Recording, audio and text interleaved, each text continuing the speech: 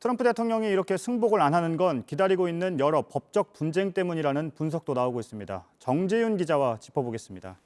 정 기자, 일단 지금은 면책특권이 있는데 대통령직에서 내려오면 사라지는 거죠? 쉽게 말해 그렇습니다. 그러니까 자연인으로 돌아간 뒤에는 두렵기 때문이다. 이런 분석이 나오고 있는 건데요. 현직 대통령은 면책특권이 있지만 법적 책임이 아주 사라지는 건 아닙니다. 앞서 미국 대법원이요, 지난 7월에 트럼프 대통령의 선거자금법 위반 혐의와 관련해서 검찰이 대통령의 납세 자료를 볼 수 있다. 이렇게 판단을 했습니다. 당시 대법원장은 모든 사람의 증거에는 미국 대통령도 포함이 된다. 이렇게 밝힌 바 있는데요. 다만 미국 사법당국도 대통령이 소송 전의 시간을 다 빼앗겨서 국정을 돌보지 못하는 그런 선례를 만들기에는 부담스러운 측면이 있기 때문에 현직 대통령에 대한 적극적인 수사는 어려운 게 사실입니다. 하지만 대통령직에서 내려오면 얘기는 달라집니다. 네, 그 법적인 문제라는 게 여러 개죠? 그렇습니다. 이 앞서 언급한 선거자금법 위반 혐의가 드러난 게요. 이 바로 트럼프 대통령의 성추문, 입막음 의혹 때문입니다. 이게 뭐냐면요. 사진을 좀 보여드리겠습니다. 예. 2016년 대선을 앞두고 이 여성들이 트럼프 대통령과의 성관계를 폭로를 했는데 이미 피해를 주장한 여성들의 신분이 공개가 됐기 때문에 사진을 이렇게 보여드립니다.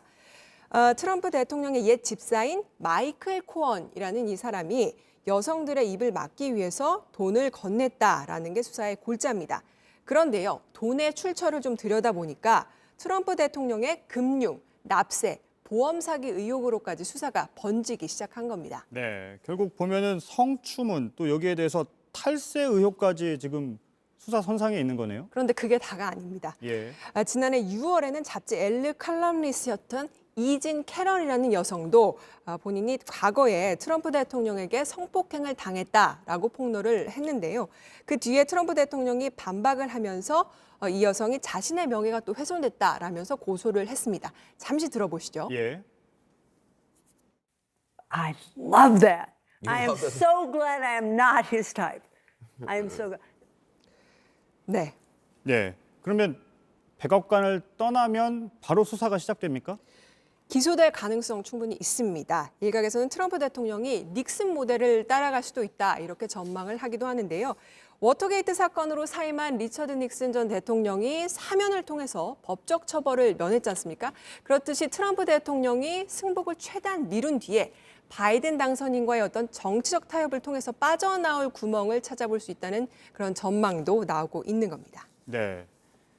정재윤 기자의 얘기면을 또 들으면 들을수록 지금 골프를 즐길 상황은 아닌 것 같습니다. 그런데 이 법적인 문제 때문에 꼭 이렇다고 볼 수가 있을까요?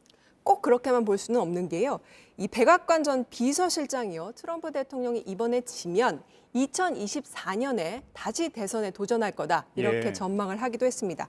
그러니까 트럼프 대통령이 이번을 마지막으로 보지 않는다는 말이 측근들 사이에서도 나오고 있는 겁니다. 특히 이번에 지기는 했지만 트럼프 지지층이 얼마나 공고한지를 잘 보여주지 않았습니까? 그렇기 때문에 트럼프 대통령이 허탈한 지지층을 달래기 위해서 일단 승복을 좀 질질 끈 뒤에 4년 뒤에 다시 출마를 노릴 가능성 배제할 수 없는 겁니다. 네, 잘 들었습니다. 정재윤 기자였습니다.